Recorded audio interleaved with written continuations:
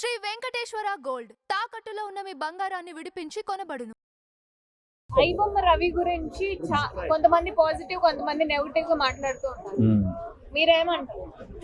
Negative గా మాట్లాడే వాళ్ళు ఎవరు, పాజిటివ్ మాట్లాడే వాళ్ళు ఎవరో నాకైతే తెలియదు. కానీ వాడు మాత్రం నెగిటివ్ మనిషే, పాజిటివ్ మనిషి కాదు. ఎందుకంటే ఒక బ్రహ్మాండమైన స్థాయిలో ఉన్నటువంటి తెలుగు సినిమా ఇండస్ట్రీని కిందకు తోసేయాలని ప్రయత్నం చేస్తున్నటువంటి ఒక దుర్మార్గుడు ఐబొమ్మ రవి. ఎందుకంటే ఎవరో కష్టపడి ఆస్తులు అమ్ముకుని, ఇళ్ళు అమ్ముకుని, సినిమా మీద ప్యాషన్తో వ్యాపారం చేసుకోవాలనే ఆలోచనతో బ్రతుకు తెరువు కోసం వచ్చే నిర్మాతలు కొందరైతే, ఏవో ఉన్న దాంట్లో కొంత సినిమాలు తీసుకుని సినిమా రిలీజ్ చేసుకుని వ్యాపారం చేసుకుని 10 రూపాయలు సంపాదించుకోవాలనే ఆలోచనతో వస్తున్నటువంటి నిర్మాతల్ని సర్వనాశనం చేస్తున్నటువంటి ఈ ఐబొమ్మ రవి కానీ అలాగే మూవీ రూల్స్ అది కానీ వీళ్ళందరూ చూస్తుంటే ఒక చీడబట్టిన పురుగుల్లాగా సినిమా ఇండస్ట్రీకి ఒక చండాలుల్లాగా తయారయ్యి ఇండస్ట్రీ నాశనాన్ని కోరుకుంటూ ముందుకు వెళుతున్నారు. వాళ్ళు యాప్ల్లో రిలీజ్ చేసేసుకుని ఈ మామూలు సామాన్య జనాలకి కొంచెం అందుబాటులో సినిమా చూస్తున్నాము. రిలీజ్ అయిన సినిమాని సాయంత్రానికే ఈరోజు పొద్దున్న రిలీజ్ చేస్తే ఎన్నో కష్టాలు పడి ఎన్నో వేల మంది ఆ కష్టం పడి రిలీజ్ చేసుకుంటే సాయంత్రానికి వాళ్ళు సొంతంగా పైరసీ చేసి రిలీజ్ చేసేసుకుంటే దీన్ని పాజిటివ్గా మాట్లాడే వాళ్ళని ఏమన్నా నాకు అర్థం కాదు. ఐబొమ్మ రవి ఎప్పుడు కూడా థియేటర్ లో రిలీజ్ అయిన సినిమాల్ని అప్లోడ్ చేయలేదు, ఓన్లీ ఓటీటీలో వచ్చిన తర్వాతనే అప్లోడ్ చేస్తాడు కదా. ఇందులో ఏం తప్పు ఉందని చెప్పి చాలా మంది ప్రశ్నిస్తున్నారు. మీరేమో ఇప్పుడు ఈ మూవీ రివ్యూస్ అనేది సాయంత్రానికి అయితే అప్లోడ్ చేసేసుకుంటున్నాడు కదా. వాడి నుంచి ఐబొమ్మ రవి కొనుక్కుంటున్నాడు కదా. ఇప్పుడు ఏదేమైనా తప్పే కదండి.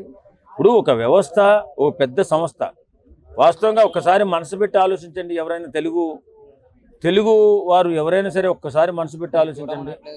ఇన్ని కష్టాలు పడి ఇంత శ్రమకు వచ్చి సినిమా రిలీజ్ చేసుకుంటే ఆ సినిమాని వీళ్ళు సోషల్ మీడియాలో పెట్టేసుకుని ఎక్కడ పడితే అక్కడ యాప్ల్లో పెట్టేసుకుని వాళ్ళు సొంతంగా రిలీజ్ చేసేసుకుని సినిమా ఇండస్ట్రీ పతనానికి మూలకారకులు అవుతున్నారు. నిజంగా వాస్తవంగా ఈవేళ తెలుగు సినిమా ఇండస్ట్రీ ఏ స్థాయికి వెళ్ళిందంటే బాలీవుడ్ నుంచి హాలీవుడ్ స్థాయికి వెళ్ళింది. ఈ పేరు ఈ ప్రతిష్ట మనకే కదా, మనకు వచ్చిందే కదా. ఈ ప్రతిష్టను నాశనం చేస్తున్నటువంటి వ్యక్తుల్ని పాజిటివ్గా మాట్లాడుతున్నారంటే ఏం చెప్పాలా? అంటే ఇక్కడ రవి లాంటి ఒక మనిషి పుట్టుక రావడానికి ప్రొడ్యూసర్స్, థియేటర్ యాజమాన్యం కారణం కాదంటారా? నేను కాదంటాను. ఎందుకంటే ఈ ఎదవలు పుట్టిన తర్వాతే, ఈ ఎదవలు ఇంత అన్యాయం చేస్తున్న తర్వాతే టికెట్ల రేట్లు పెంచడం కానీ పెరగడం కానీ. పాప్కార్న్ గురించి తర్వాత డిస్కస్ చేద్దాం. ఇప్పుడు టికెట్ల గురించి మాట్లాడండి, ఒక నిర్మాత గురించి మాట్లాడండి, సినిమా ఇండస్ట్రీలో ఉన్నటువంటి 24 క్రాఫ్ట్స్ గురించి మాట్లాడండి. ఈ టెక్నీషియన్స్ కానీ ఆర్టిస్టులు కానీ జీవితాలు ఎంత సర్వనాశనం అయిపోతున్నాయో, సినిమా తీసేవాళ్ళు లేకపోతే బ్రతుకులు ఏమైపోతున్నాయో ఒకసారి ఆలోచించండి. పాప్కార్న్ అనేది అది గవర్నమెంట్ తీసుకోవాల్సిన నిర్ణయాలు.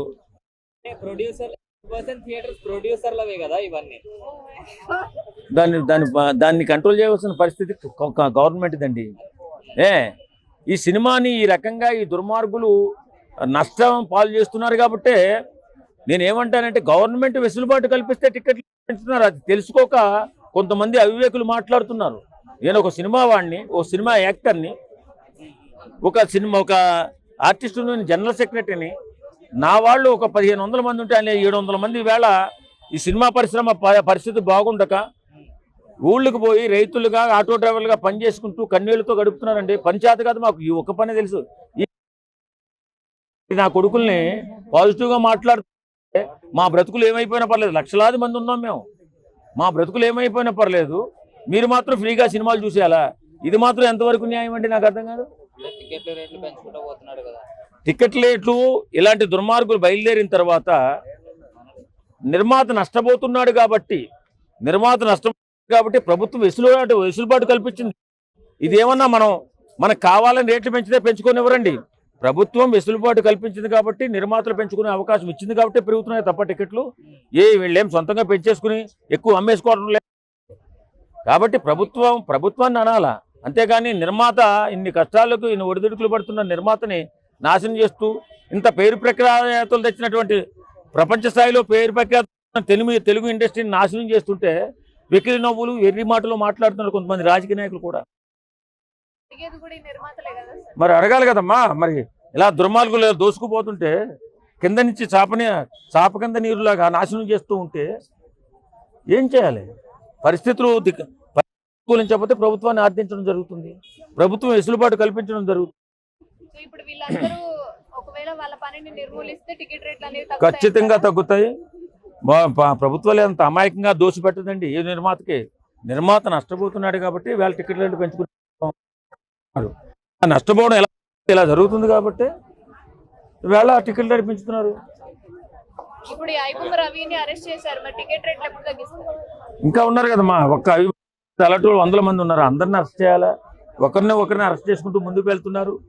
ఖచ్చితంగా పోలీస్ డిపార్ట్మెంట్ ఈవేళ తెలంగాణ పోలీస్ డిపార్ట్మెంట్ చాలా ఖచ్చితత్వంతో ఒక మంచి కోఆర్డినేషన్తో పనిచేస్తుంది.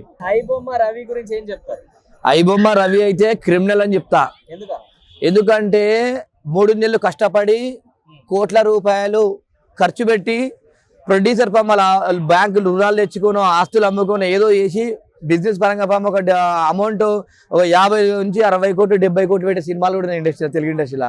అలాంటి సినిమాల్ని థియేటర్లకు రాగానే పైరసీ చేసి ఇలా జనాలకు చూపిస్తుండు అంటే ఎంత అదండి. ఎందుకంటే ఇలా గుర్తుపెట్టుకోండి, జనాలందరూ ఏం మాట్లాడుతుర్రు, టికెట్ రేట్లు ఎంత పెంచిర్రు, పాప్కార్న్ రేట్ ఎంత పెంచిర్రు అని చెప్పేసి అందరూ మాట్లాడుతున్నారు. ఇలా ఉచితానికి ఫ్రీకి అలవాటు పడి ఇలా క్రిమినల్స్కి సపోర్ట్ చేస్తుర్రు జనాలందరూ.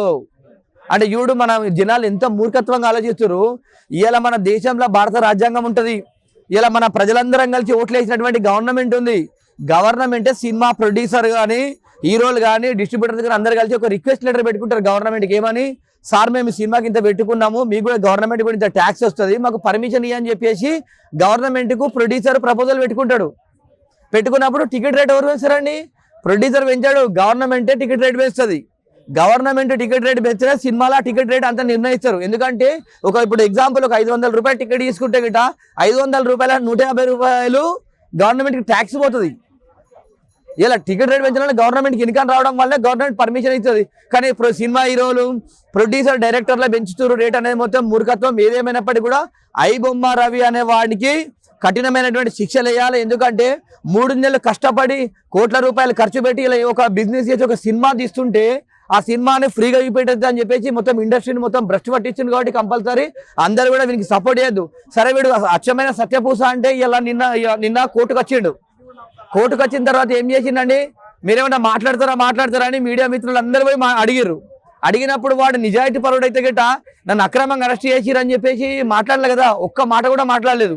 అట్లీస్ట్ ఇప్పుడు మనం పాలిటిక్స్ లో చూస్తుంటాం, ఏదో ధర్నా అవుతున్న పట్టుకపోయేటప్పుడు ఏదో ఒక మాట మాట్లాడతారు.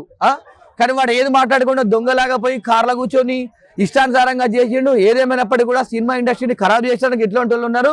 ఇట్లాంటి వారిపైన కఠినమైనటువంటి చర్యలు తీసుకోవాలి. ఎందుకంటే ఇలా గుర్తుపెట్టుకోండి, ఇలా ఎవరైనా కూడా మనమే చిన్న డ్యూటీ చేస్తాం, చిన్నపాటి ఒక డ్యూటీ కానీ చిన్న బిజినెస్ పెట్టుకుంటాం, 10 రూపాయలు లాభం రావాలని పెట్టుకుంటాం కదా, లాస్ అవ్వాలని పెట్టుకోం కదా. ఇది కూడా అంతే, సినిమా కూడా 10 రూపాయలు లాభం రావాలని తీస్తారు ఎవరైనా కూడా. ఎందుకంటే వాళ్ళకు భార్య పిల్లలు ఉంటారు, వాళ్ళకి అమ్మ నాన్నలు ఉంటారు, వాళ్ళకి ఇల్లు ఉంటాయి, వాళ్ళకి సంసారాలు ఉంటాయి. ఇవాళ వాళ్ళు కూడా ఒక 2 రూపాయలు రావాలని చేస్తారు. కాబట్టి ఏదేమైనప్పటికీ కూడా ఈ ఐబొమ్మ రవి లాంటి వాడిని కఠినంగా శిక్షించాలి, ఇండస్ట్రీని భ్రష్టు పట్టించండి. ఎందుకంటే ఒక సినిమాలు మంచిగా ఆడితేనే ఇవాళ సినిమాలు ఉన్నటువంటి అందరు ఆర్టిస్ట్ అందరు బతుకుతారు. సినిమాలు ఆడకుంటే సినిమా పైన జీవనాధారం పొందేటోళ్ళు కొన్ని లక్షలాది మంది ఉన్నారు. ఇలా మనం చూసుకుంటే యూసుఫ్గూడ కానీ, కృష్ణానగర్ కానీ, తర్వాత ఇందిరానగర్ కానీ, ఈ ప్రాంతాలంతా సినిమా కోసం బతికేటోళ్ళు. షూటింగ్ పోతేనే వాళ్ళకి తిండి వస్తుంది. అట్లాంటి వాళ్ళ జీవితాలు ఖరాబ్ చేద్దాం మనము. ఇలా అందరికీ పని ఉండాలి, ఇండస్ట్రీ బతకాలి. ఇలా మనం ఎప్పుడన్నా కుటుంబంతో ఎప్పుడన్నా హ్యాపీగా సినిమాకి వెళ్ళాలంటే కొత్త సినిమాలు తీస్తారు కదా, వెళ్ళాల్సింది. ఏదేమైనా గవర్నమెంట్ ఖచ్చితంగా ఇలాంటి క్రిమినల్స్ పైన కఠినమైనటువంటి చర్యలు తీసుకోవాలి. ఇలాంటి ఐబొమ్మ లాంటి వాళ్ళందరూ కూడా పట్టుకోవాలి. ఇట్లా పైరసీ చేసిన వాళ్ళందరూ కూడా వాళ్ళపైన కఠినమైనటువంటి చర్యలు తీసుకొని ఇలాంటిది ఇంకా జరగకుండా చూడాలని చెప్పి తెలియజేస్తున్నా గవర్నమెంట్కి. పడుతుందండి, జీవిత ఖైదు పడుతుంది ఇట్లాంటి సినిమాలు ఎట్లాంటి చేసే వాళ్ళకి. ఎందుకంటే చాలా మనం అనుకుంటామండి, ఇప్పుడు ప్రతిదీ కూడా ఇప్పుడు ఆన్లైన్లో ఉన్నటువంటి సెక్షన్స్ అన్ని కూడా పెద్ద క్రిమినల్లే ఉన్నాయి. కాబట్టి ఇలాంటి వాళ్ళకు పెద్ద శిక్షలు పడే అవకాశం ఉంది.